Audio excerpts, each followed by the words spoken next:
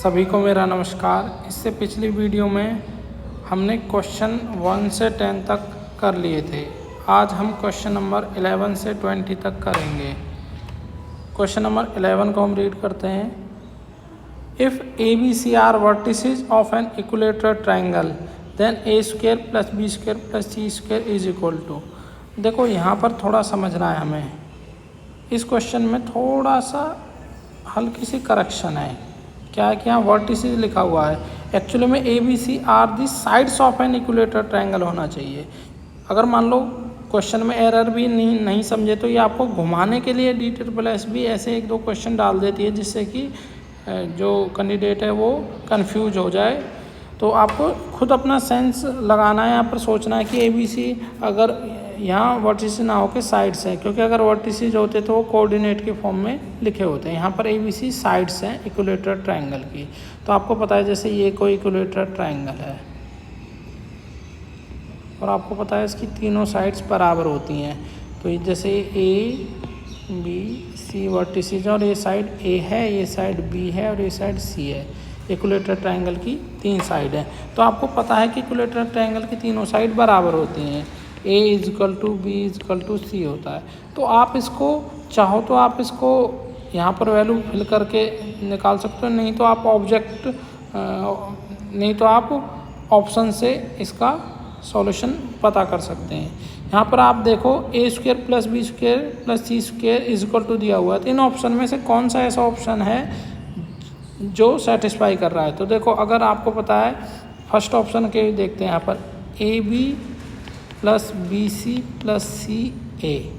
अगर यहाँ पर हमें पता है ए बी सी तीनों बराबर हैं, तो अगर मैं यहाँ पर बी की जगह पर ए रख दूँ तो ए इंटू ए, और यहाँ पर सी की जगह पर मैं बी रख दूँ तो बी इंटू बी, और ए की जगह पर यहाँ सी रख दूँ तो सी इंटू सी हो जाएगा। तो ये A square plus B square plus C square आ जाएगा, जो कि ये इस वैल्यू के बराबर है। तो यहाँ हम ऑप्शन से निकाल सकते हैं। बाकी तीनों ऑप्शन में से कोई भी इस कंडीशन को सेटिस्फाई नहीं करेगा। जैसे हम ऑप्शन बी को देखते हैं। ऑप्शन बी है यहाँ पर a divide by B plus C.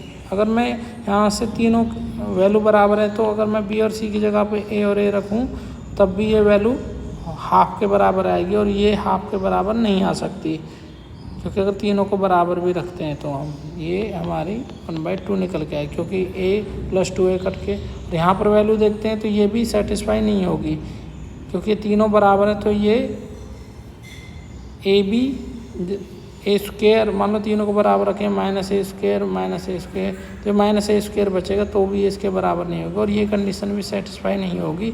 A B plus B C minus C A, ये कंडीशन भी सेटिस्फाई नहीं होगी तीनों साइडों की वैल्यू अगर मैं बराबर लूँ तो। सिर्फ ऑप्शन ए यहाँ पर सेटिस्फाई कर रहा है। तो हम ऑप्शन से भी वैल्यू निकाल सकते हैं। तो इसका ऑप्शन ए करेक्ट आंसर है। नेक्स्ट क्वेश्चन देखते हैं। Question number 12। Using row echelon form, find x and y if x plus 2y is equal to 1 and 2x plus y is equal to 2। देखो चाहो तो आप इसे रो एक्लोन फॉर्म से निकालो, चाहे आप इसको सिंपल इक्वेशन करके निकालो, x और y की वैल्यू सेम ही आएगी। तो पहले मैं इसको आपको सिंपल तरीके से सॉल्व करके बता देता हूँ कि क्योंकि हमें ऑप्शन दिए हुए हैं, हमें तो सिर्फ ऑप्शन निकालना होता है। तो सिंपल तरीके से इसे सॉल्व करते हैं। x plus 2y is equal to 1, ये फर्स्ट इक्वेशन है हमारी, और 2x plus y is equal to 2, ये सेकंड इक्वेशन। ये फर्स्ट इक्वेशन, ये सेकंड इक्वेशन। हम इन दोनों को एलिमिनेशन मेथड से ही सॉल्व कर लेते हैं। तो हम यहाँ क्या करते हैं, क्वेश्चन नंबर हम यहाँ पर इक्वेशन 2 को 2 से मल्टीप्लाई कर देते हैं। तो ये 4x plus 2y is equal to 4 हो जाएगा। सारे नंबर हमने 2 से मल्टीप्लाई कर दिए। अब इस इक्वेशन को इसके नीचे लिख देते हैं। ये हो जाएगा x plus 2y is equal to 1, और यहाँ पर एलिमिनेशन से इसके साइन चेंज कर लेते हैं। एलिमिनेशन मेथड से कैंसिल आउट हो जाएगा। यहाँ पर हमें वैल्यू 3x इजकल टू 3 मिल जाएगी, और यहाँ से 3 से 3 कैंसिल, x की वैल्यू 1 आ जाएगी। x की वैल्यू 1 आ गई। इसको किसी भी इक्वेशन में हम फिल कर लेते हैं। हम फर्स्ट में फिल कर लेते हैं यहाँ पर वैल्यू। तो ये फर्स्ट इक्वेशन में x की जगह 1 रखेंगे, 1 plus 2y is equal to 1, 2y की value 1 minus 1 2y is equal to 0 और y की वैल्यू आ जाएगी 0 डिवाइड बाई 2, y की वैल्यू 0। तो देखो कौन सा ऑप्शन है जिसमें x की वैल्यू 1 और y की वैल्यू 0 आ रही है। Option A is correct. अब इसको हम चाहें तो रो एक्लोन फॉर्म से भी कर सकते हैं। इसमें क्या होता है, यहाँ पर x का कोफिशिएंट 1, y का 2 और यहाँ पर इक्वल टू में 1। यहाँ पर x का कोफिशिएंट 2, y का कोफिशिएंट 1 और यहाँ पर इक्वल टू पे 2। अब आपको ऑपरेशन लगाने हैं। जैसे मैं क्या करता हूँ, R1 को 2 से मल्टीप्लाई करके R2 में से माइनस कर देता हूँ। तो R2 पर ऑपरेशन लगाऊंगा, R2 minus twice of R1। तो क्या होगा देखते हैं। तो ये हमारा रिड्यूस हो जाएगी, ये इक्वल टू आ जाएगी 1 2 1। ये इसका दोगुना इसमें से माइनस करेंगे तो यहाँ 0 आ जाएगा। यहाँ पर इसका 2 गुना माइनस करूँगा -3 आएगा यहाँ पर, और इसे इधर इसका 2 गुना माइनस करूँगा तो 0 आएगा। अब आप चाहो तो इसको यहाँ से निकाल सकते हो, चाहो तो इसको -3 से डिवाइड करके 1 भी बना सकते हो, नहीं तो आप ऑप्शन निकालना यहाँ से भी कर सकते हो। ये x की वैल्यू देगा, ये y की वैल्यू देगा। तो -3y is equal to 0, y की वैल्यू यहाँ से 0 आ जाएगी, y की वैल्यू। और यहाँ से देखते हैं, यहाँ से x plus 2y is equal to 1 है, तो y की वैल्यू आप यहाँ पर 0 रखोगे तो x plus 2 into 0, this implies x is equal to पे 1 है। तो x plus x is equal to यहाँ पे 0 हो जाएगा, x की वैल्यू 1 ही आएगी। तो इस मेथड से भी इसकी वैल्यू सेम आएगी। तो आपको जो कह रहा है मेथड उससे करने की ज़रूरत नहीं है, आप अपने किसी भी मेथड से वैल्यू निकाल सकते हो, आपको वैल्यू चाहिए बस। हम क्वेश्चन नंबर 13 हम देखते हैं। क्वेश्चन नंबर 13 है हमारा, if z is equal to 1 plus 3 iota find the polynomial generated by its root. तो हमें z की वैल्यू दी हुई है और इससे जनरेटेड हमें एक पॉलिनोमियल चाहिए। तो देखो हमें यहाँ पर दिया हुआ है z is equal to 1 plus 3 iota. आपको पता है कि ये एक कॉम्प्लेक्स वैल्यू है, ये रूट की जो वैल्यू वो कॉम्प्लेक्स है, और कॉम्प्लेक्स जो रूट होते हैं वो कंजुगेट पेयर में एग्जिस्ट करते हैं। तो जो इसका जो इक्वेशन हमारी बनेगी उसका एक root z is equal to 1 minus 3 iota भी होगा, क्योंकि जो हमारे कॉम्प्लेक्स रूट्स होते हैं वो कंजुगेट पेयर में आकर करते हैं। तो इसका मतलब जो रिक्वायर्ड इक्वेशन होगी वो रिक्वायर्ड इक्वेशन हमारी बनेगी, required equation is z minus ये वैल्यू 1 प्लस 3 आयोटा इंटू में दूसरा z minus 1 minus 3 iota is equal to 0। तो आप इसको यहाँ इससे आगे यहाँ सॉल्व कर देता हूँ। ये हो जाएगा, हम इस ब्रैकेट को खोलेंगे, z minus 1 minus 3 iota into में z minus 1 plus 3 iota is equal to 0। अब आप अपना थोड़ा, हम यहाँ पर z माइनस 1 को एक अलग ब्रैकेट में रख लेते हैं, -3 आयोटा। चाहो तो आप इसकी डायरेक्ट मल्टीप्लाई भी कर सकते हो, z माइनस 1 प्लस 3 आयोटा। अब आप यहाँ पर देखो, यहाँ पर ये a है, ये b है, ये a है, ये b है। a minus B into A plus B या a plus B into A minus B वाला रूल लग रहा है। तो a माइनस बी का होल स्क्वायर माइनस 3 आयोटा का whole square is equal to 0, जो कि a minus B into A plus B square minus B square होता है। तो वही मैंने यहाँ पर रूल लगाया है। तो इसको हम खोलेंगे तो ये फॉर्मूला हमारा बनेगा, यहाँ कर लेते हैं, थोड़ा जगह कम है तो इधर कर लेते हैं। ये ए स्क्वायर यानी Z square plus 1 minus 2z आएगा, और ये माइनस 9 आयोटा स्क्वायर आएगा इज इक्वल टू 0। और आयोटा स्क्वायर की वैल्यू क्या होती है, -1 होती है, तो माइनस माइनस प्लस हो जाएगा। तो ये हो जाएगा जेड स्क्वायर माइनस 2z, ये प्लस का 9 आएगा क्योंकि आयोटा स्क्वायर की वैल्यू -1 होती है, तो माइनस माइनस प्लस, तो 9 और 1 10 इज इक्वल टू 2 में 0 प्लस 10। तो ये हो जाएगा Z square minus 2z plus 10 equal to 0। ये हमारा फाइनल आंसर आ जाएगा, ये वाला ऑप्शन बी।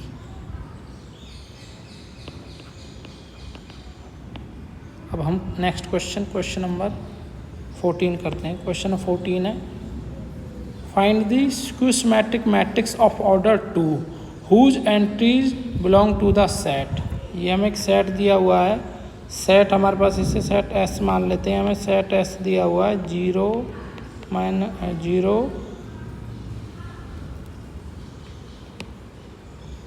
पहले 1 है, कोई फ़र्क नहीं पड़ता, पहले 1 फिर -1। ये हमारा सेट है एस जिससे हमें वैल्यूज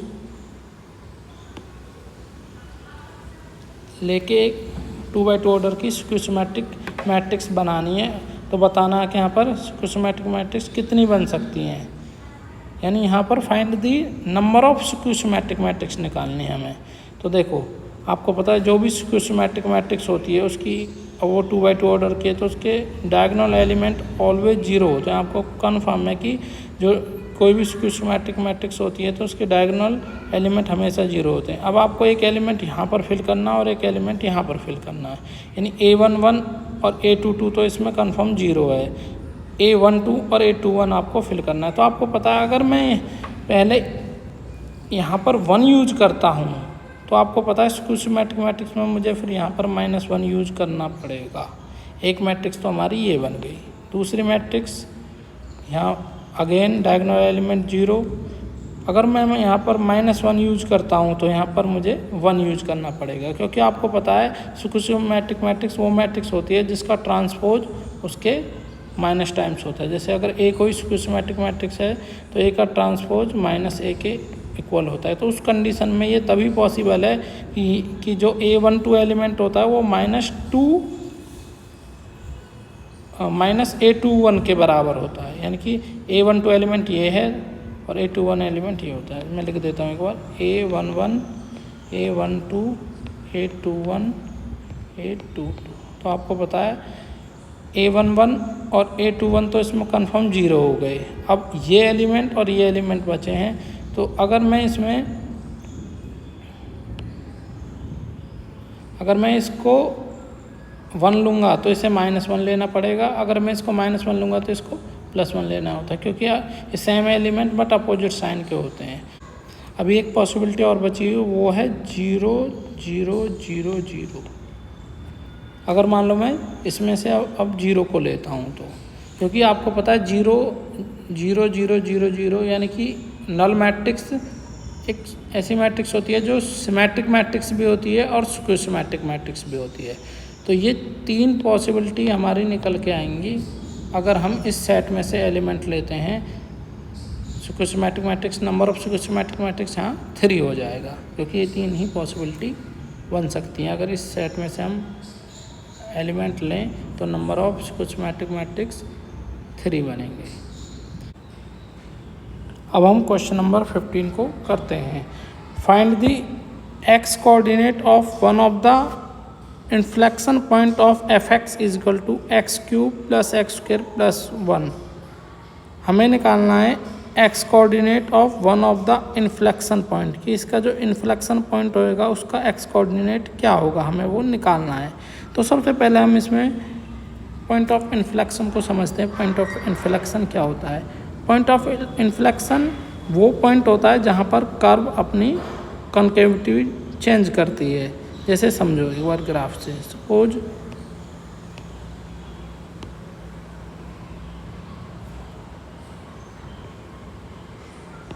ये हमारा कोई ग्राफ है, सपोज करो ये इस तरीके से जा रहा है और यहाँ से अब आपको पता है ये आगे ऐसे जाना चाहिए था, लेकिन ये चेंज होके इस तरीके से जाने लगे। जैसे आपको पता है साइन का ग्राफ है, तो ये ऐसे ना जाके यहाँ से ये अपनी कॉन्केविटी इसने चेंज कर लिए, तो जो ये पॉइंट है ये पॉइंट ऑफ इन्फ्लेक्शन कहलाएगा।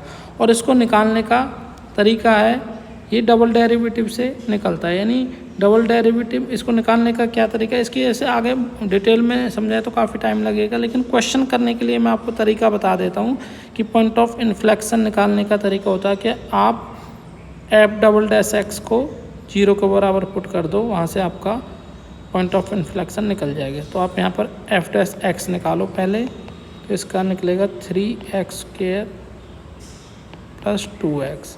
आप f"(x) निकालो, 6x+2 आप पुट कर दो f डबल डैश x को 0 के बराबर, यानी कि इसको 6x+2 = 0, यहाँ से 6x = -2, x की वैल्यू -2/6 यानी कैंसिल होके -1/3। तो ये आपकी x की वैल्यू -1/3, इसका आंसर आ जाएगा, यानी option A is correct answer. तो ये हो गया हमारा क्वेश्चन नंबर 15। अब हम क्वेश्चन नंबर 16 को करते हैं। Find the polynomial whose roots are -1, 1 - 2 omega, 1 - 2 omega square. इस क्वेश्चन को करने के लिए थोड़ी स्पेस की ज़रूरत होगी, तो मैं इसे अलग वाइट बोर्ड पर कर देता हूँ। यहाँ पर हमें find the polynomial whose roots are -1, 1 - omega, 1 - omega square. जैसा कि आपको पता है कि अगर किसी पॉलिनोमियल के root alpha, beta and gamma हैं, तो उस पॉलिनोमियल को हम निकाल सकते हैं, लिख सकते हैं f(x) = x - alpha, x - beta into x - gamma. यहाँ पर अल्फ़ा, बीटा, गामा की वैल्यू, अल्फ़ा की वैल्यू -1 है, बीटा की वैल्यू 1 - ओमेगा है और गामा की वैल्यू 1 - ओमेगा स्क्वायर है। तो हम यहाँ पर इस पॉलिनोमियल को निकालते हैं। f(x) = x - अल्फ़ा, अल्फ़ा हमारा -1 है, तो माइनस करेंगे -1 तो +1 हो जाएगा, इनटू में x - बीटा, बीटा की वैल्यू यहाँ पर 1 - ओमेगा है, तो ये हो जाएगा 1x - 1 + 2 ओमेगा, और x - गामा की वैल्यू 1 - ओमेगा स्क्वायर है, तो ये हो जाएगा x - 1 + 2 ओमेगा स्क्वायर। अब इसको हम सॉल्व कर लेते हैं, हमारा आंसर आ जाएगा। तो ये हमारा x - 1 है, और इसमें देखो हम इनकी अब मल्टीप्लाई करेंगे। तो हम क्या करते हैं, x - 1 को एक ब्रैकेट में रखते हैं +2 ओमेगा, और x - 1 + 2 ओमेगा स्क्वायर। ऐसे करने से थोड़ी कैलकुलेशन शॉर्ट हो जाएगी, आंसर हमारा तब भी निकल जाएगा अगर हम ऐसे ना भी करें तो। x + 1 हमारा ऐसे ही रहेगा। यहाँ देखो हम इसकी मल्टीप्लाई यहाँ करते हैं, तो ये हो जाएगा हमारा x - 1 का होल स्क्वायर, और x - 1 की हम 2 ओमेगा स्क्वायर से मल्टीप्लाई करेंगे, तो 2 ओमेगा स्क्वायर इंटू x - 1, और 2, अब हम 2 ओमेगा की मल्टीप्लाई करेंगे, 2 ओमेगा इंटू x - 1, और 2 ओमेगा की 2 ओमेगा स्क्वायर से करेंगे, तो 2 ओमेगा 2 × 2 =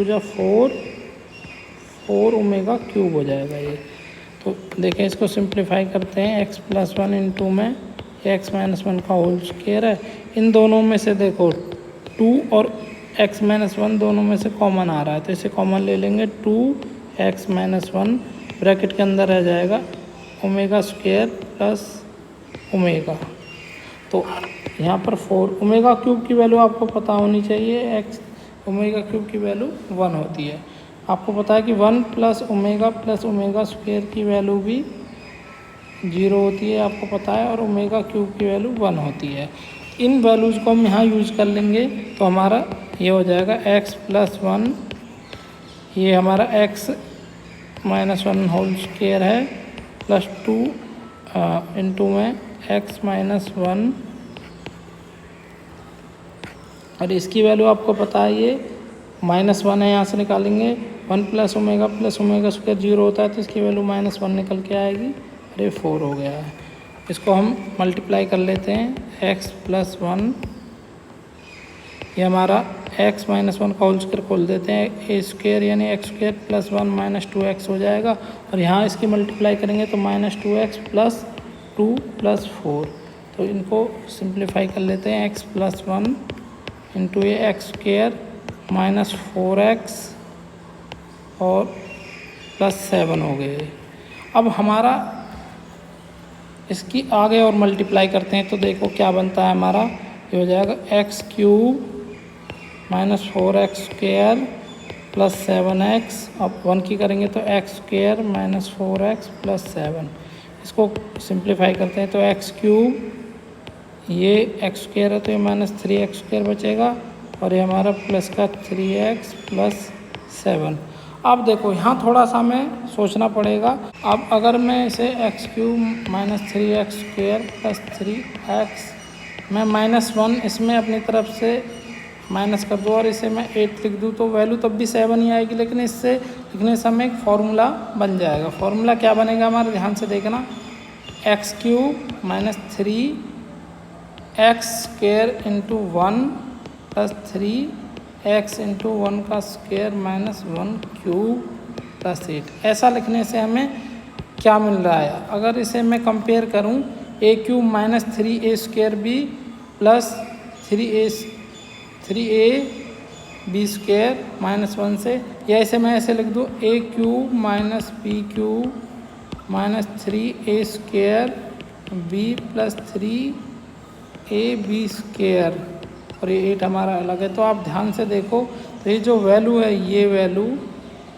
ये a माइनस बी का होल क्यूब है, यानी x माइनस 1 का होल क्यूब बन गया है और प्लस 8 ये हमारा है। और ये ऑप्शन हमारा यहाँ पर ऑप्शन बी आ रहा है, ये हमारा यही सॉल्व होने के बाद यही बनता है। तो ये थोड़ा लेंथी हो गया, समझाने में थोड़ा लेंथी, करने में इतना लेंथी नहीं है। ऑप्शन बी ये इसका करेक्ट आंसर है। अब हम क्वेश्चन नंबर 17 को करते हैं। If a equal to 5 then find the number of commutative binary operation on a।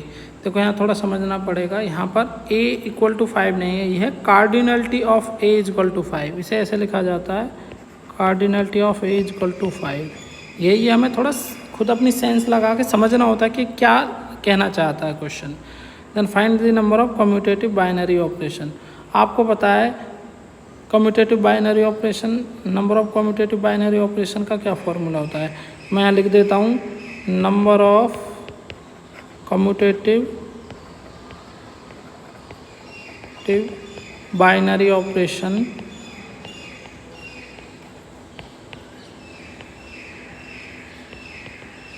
का फॉर्मूला होता है n to the power n into n plus 1 divide by 2। ये इसका फॉर्मूला होता है n into n plus 1 divide by 2। तो इस फॉर्मूले को लगा के हम यहाँ पर नंबर ऑफ बाइनरी ऑपरेशंस निकाल देंगे। यहाँ पर n क्या है, n यहाँ पर हमारा 5 है, तो 5 to the power 5 into 5 plus 1 यानी 5 प्लस 1 6 हो जाएगा, 6 और डिवाइड बाई 2 है यानी होल डिवाइड बाई 2 है ये, तो ये हमारा हो जाएगा 5 to the power 5 6 30, 30 divide by 2 हमारा 15 आ जाएगा। तो 5 की पावर 15 हमारा number of commutative binary operation निकल जाएगा, ऑप्शन ए। और एक फॉर्मूला और आपको बता देता हूँ, नंबर ऑफ बाइनरी ऑपरेशन आ जाए तो सिर्फ वो क्या होता है, नंबर ऑफ बाइनरी ऑपरेशन, इसका फॉर्मूला होता है n to the power n square. ये क्यों होता है, क्योंकि जो बाइनरी ऑपरेशन होता है वो एक फंक्शन होता है, जैसे स्टार एक बाइनरी ऑपरेशन है, स्टार s कोई सेट है जिस पर बाइनरी ऑपरेशन अप्लाई करना है, तो ये होता है star s cross s to s। ये बाइनरी ऑपरेशन होता है, तो नंबर ये एक फंक्शन होता है s cross s to s, तो इसलिए नंबर ऑफ बाइनरी ऑपरेशन होते हैं number of functions from s cross s to s। तो मान लो number of element in s a n है, तो नंबर ऑफ बाइनरी ऑपरेशन हो जाएगा n to the power n square. अब हम क्वेश्चन नंबर 18 करते हैं। क्वेश्चन नंबर 18 है, if a is equal to i plus J plus 2k, b is equal to i minus J minus k, be two vectors given to us, then find the value of cosine of angle। यहाँ पर हमें a vector और b vector दिए हुए हैं और हमें cosine यानी कॉस थीटा की वैल्यू निकालनी है।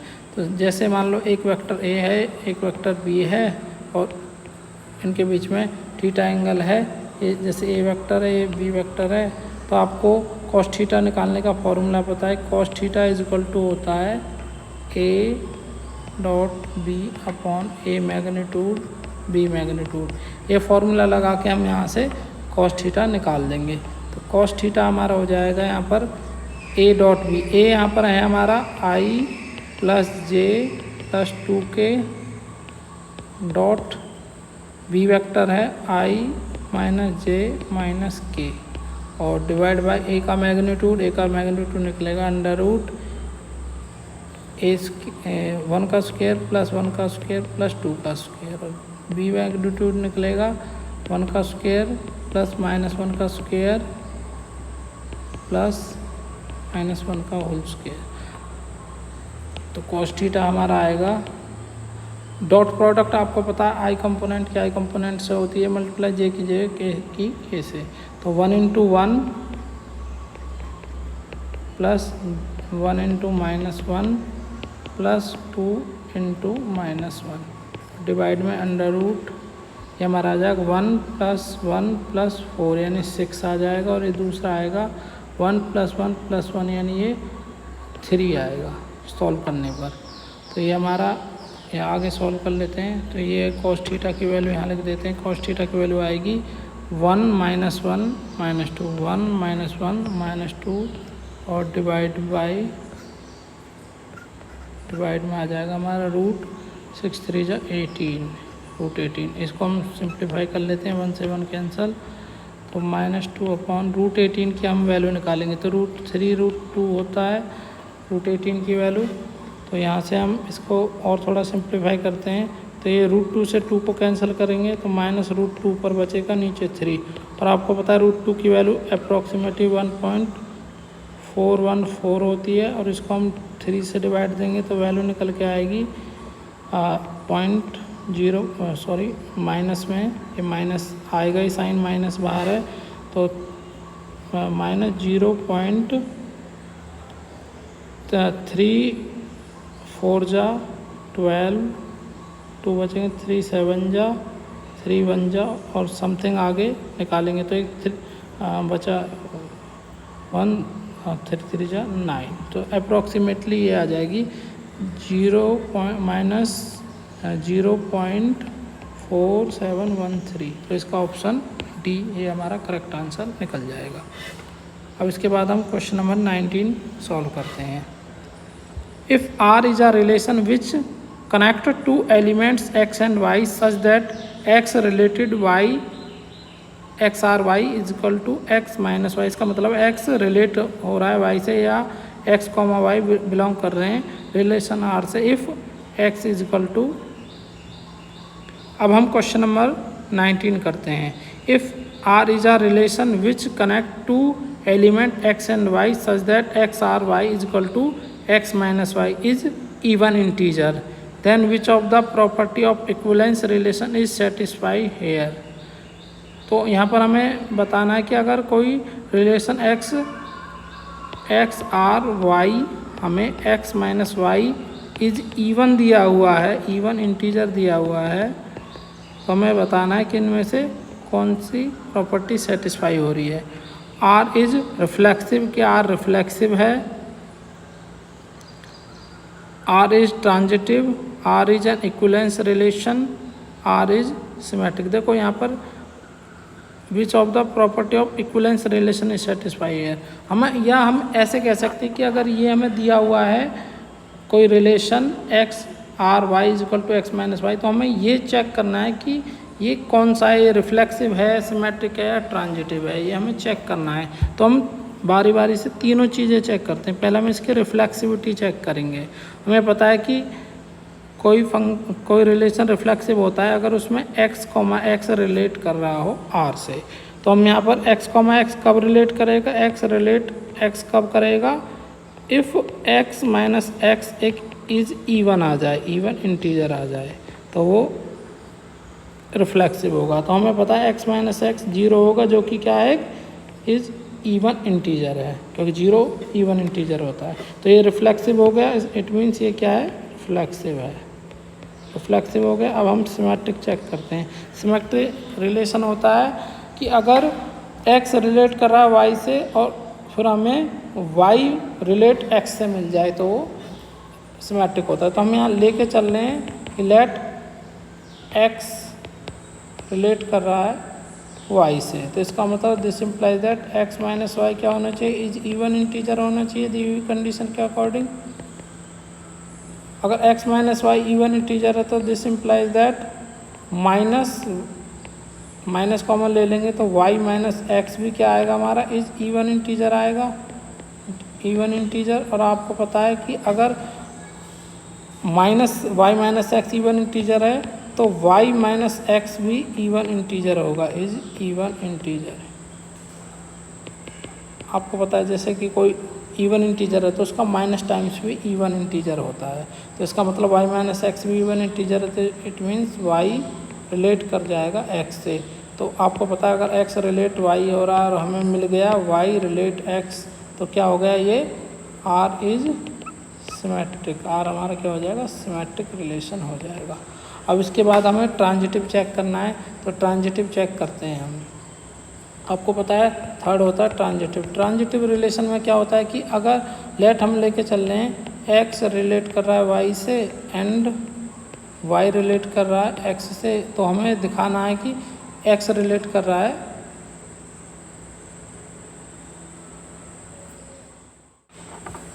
अब हम क्वेश्चन नंबर 19 को करते हैं।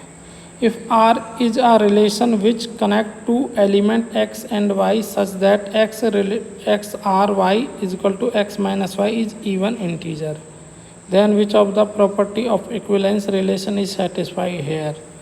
इस क्वेश्चन में हमें क्या करना है कि ये चेक करना है कि ये रिलेशन इक्विवेलेंस रिलेशन की कौन कौन सी प्रॉपर्टी को सेटिस्फाई कर रहा है। यानी कि हमें देखना क्या है, रिफ्लेक्सिव है, जस्ट रिफ्लेक्सिव है, जस्ट ट्रांजिटिव है, या ये तीनों प्रॉपर्टी सेटिस्फाई कर रहा है जिससे कि R is an equivalence relation बन जाए, या आर जस्ट सिमेट्रिक हमें चेक करना है। यानी हमें 1 बाय 1 ये चेक करना होगा कि ये रिफ्लेक्सिव भी है, सिमेट्रिक भी है और ट्रांजिटिव है या नहीं है, हमें चेक करना है। तो इसके लिए हमें थोड़ी स्पेस की ज़रूरत होगी, तो इसको हम अलग से कर लेते हैं।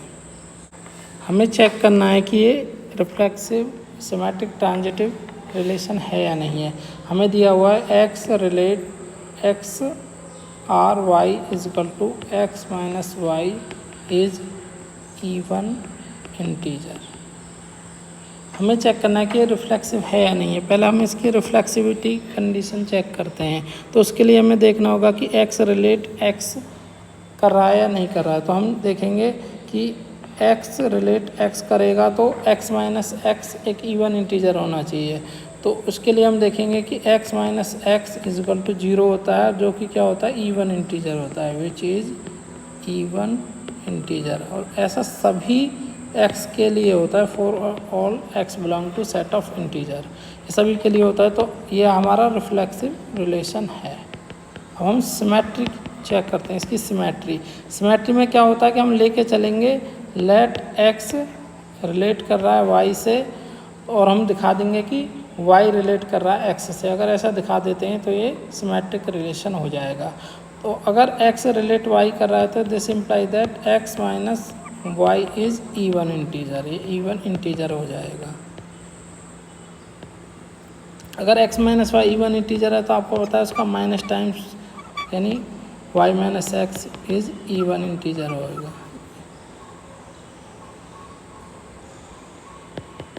यानी मैंने इसमें क्या किया है, मैंने माइनस कॉमन ले लिया तो y माइनस एक्स हो जाएगा, जो कि इवन इंटीजर ही होगा।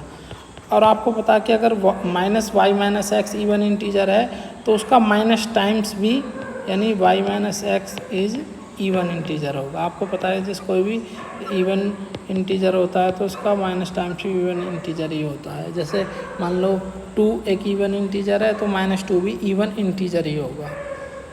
तो this implies that y relate करेगा x से। तो हम लेके क्या चले x रिलेट y, और हमें मिल गया y रिलेट कर रहा है x से, तो therefore this relation is symmetric, ये सिमेट्रिक हमारा हो गया। अब थर्ड है हमारा ट्रांजिटिव में हम क्या लेके चलेंगे कि लेट x रिलेट कर रहा है y से एंड y रिलेट कर रहा है z से, और हम दिखा देंगे इसमें कि x रिलेट कर रहा है z से, हम दिखाएंगे। तो अगर हम ये हमें दिखाना है, अभी हमने क्या नहीं है, ये हमें दिखाना है। तो हम x रिलेट कर रहा है वाई से, तो this implies that X minus Y is even integer होएगा, इवन इंटीजर होगा ये हमारा। और y माइनस एक्स हमारा y रिलेट कर रहा है z से, तो इसका मतलब y minus Z is even integer होगा। और आपको पता है इवन इंटीजर को हम क्या लिख सकते हैं, x माइनस वाई को हम 2m लिख सकते हैं। एंड y माइनस जेड अगर इवन इंटीजर है तो इसे हम y माइनस जेड को हम 2n लिख सकते हैं। यहाँ पर m और n क्या हैं, इंटीजर्स हैं, और 2 मल्टीप्लाई होने पर वो इवन इंटीजर हो गया। इन दोनों को हम ऐड कर लेते हैं, तो ऐड करेंगे तो x minus Y plus Y minus Z is equal to इधर 2m प्लस 2n आ जाएगा, और y से y कैंसिल हो गया, x minus Z is equal to 2m प्लस n, और m प्लस n भी एक इंटीजर होगा जिसे हम क्या लिख लेते हैं, 2l मान लेते हैं, जहाँ पर l क्या है हमारा m प्लस n है जो कि एक इंटीजर ही है। तो ये एक इवन इंटीजर आ गया, इसका मतलब x रिलेट कर जाएगा z से, तो इसका मतलब हम लेके क्या चले, x रिलेट कर रहा है y से, y रिलेट कर रहा है z से, और हमने दिखा दिया x रिलेट कर रहा है z से, तो therefore this relation is transitive. अगर ये देखो तीनों है ट्रांजिटिव, अब ये रिफ्लेक्सिव भी है, सिमेट्रिक भी है, और ये ट्रांजिटिव भी है, तो इसका मतलब ये जो रिलेशन हमारा इक्विवेलेंस रिलेशन हो जाएगा, रिलेशन, इसका ऑप्शन हमारा आ जाएगा।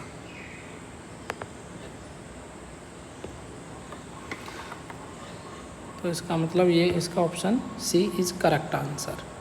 अब लास्ट क्वेश्चन है हमारे पास,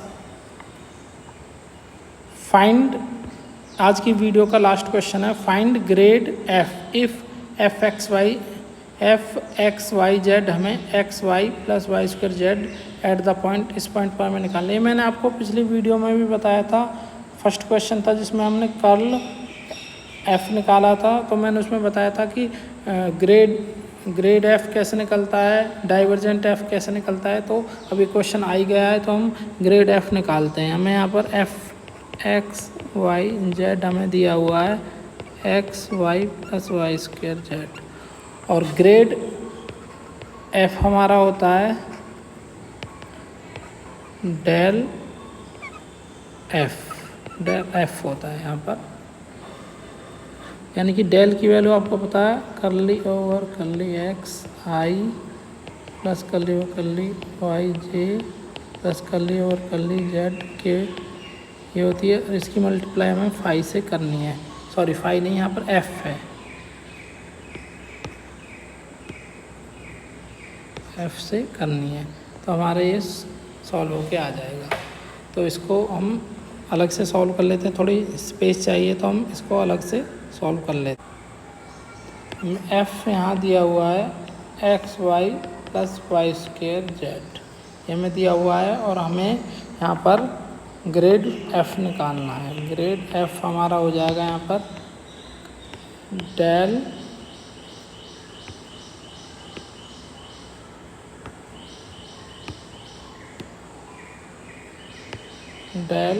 एफ, जो कि हमारा होगा curly over curly X I plus curly over curly Y J plus curly over curly Z K into में एफ। तो इसकी आगे मल्टीप्लाई करेंगे तो ये हो जाएगा curly over curly X F I plus curly over curly Y J curly over curly Z F की। इसका मतलब हमें पार्शियली डेरिवेटिव एफ की एक बार एक्स से करना है, आई लगा देना इनटू में, एक बार वाई के रेस्पेक्ट में करना है, जे लगा देना, और एक बार जेड के रेस्पेक्ट में करना है और के लगा देना है। तो एक बार हम इसका एक्स के रेस्पेक्ट में एफ का पार्शियली डेरिवेटिव एक्स के रेस्पेक्ट में करते हैं, तो ये हो जाएगा वाई जस्ट वाई, बाकी ये दोनों जीरो हो जाएंगे, ये जीरो हो जाएगा, यानी कि ये, तो ये हमारा आई आ जाएगा। और जब इसका हम y के रेस्पेक्ट में पार्शियली डेरिवेटिव करेंगे तो x प्लस 2yz हो जाएगा इनटू में j, और ये हमारा जब z के रेस्पेक्ट में करेंगे तो ये जीरो एक्स वाई जीरो, और यह जस्ट हमारा वाई स्क्वायर आएगा इनटू में k, ये हो जाएगा y आई एक्स प्लस 2 YZ 2J और ये y² K। हमें ग्रेड f की वैल्यू निकालनी है दिए हुए पॉइंट पर, और हमें पॉइंट क्या दिया हुआ है यहाँ पर, पॉइंट हमें दिया हुआ है, हमें यहाँ पर पॉइंट दिया हुआ है 0 1 -1। हमें इस पॉइंट पर ग्रेड f की वैल्यू निकालनी है, तो यानी x की वैल्यू हमें यहाँ 0 रखनी है, y की वैल्यू 1 रखनी है और z की वैल्यू -1 रखनी है। तो हमारा ग्रेड f निकल के आएगा, ग्रेड f निकल के आएगा, y की जगह पे हम 1 रखेंगे तो 1 × i, और x की जगह पे 0 रखेंगे, y की जगह पे 1 रखेंगे, z की जगह पे -1 रखेंगे, इंटू में j, y की जगह पे 1 K। सॉल्व होने के बाद हमारे ग्रेड f की वैल्यू आएगी i और ये -2j + k, ये हमारी ग्रेड f की वैल्यू आएगी। देखते हैं कौन सा ऑप्शन है।